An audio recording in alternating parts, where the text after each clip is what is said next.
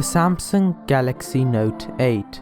The Note that was either meant to save the proud moniker or be the final fuel to the flame that was the Note 7.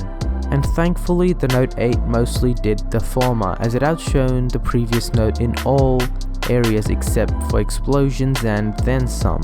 However, 8 months on and a new Samsung flagship later, we have a more than slightly bruised Note amongst our presents.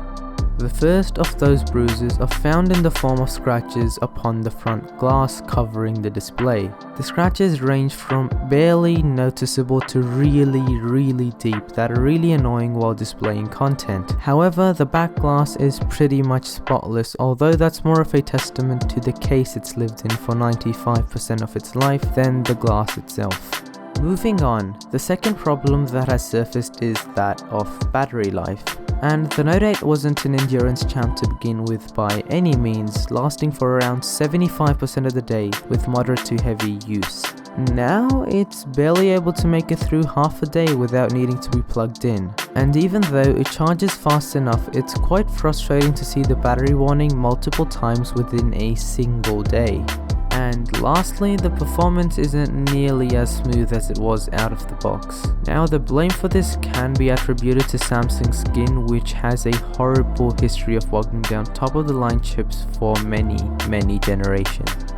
For all else that has stood up, the design still stands the tallest, and simply put looks gorgeous, with its seamlessly curved edges providing a magnificent feel in the hand as well. Then there's the display. It's still wonderfully rich and makes watching any kind of content a pleasure, and is perhaps second only to the displays found within the S9 Duo.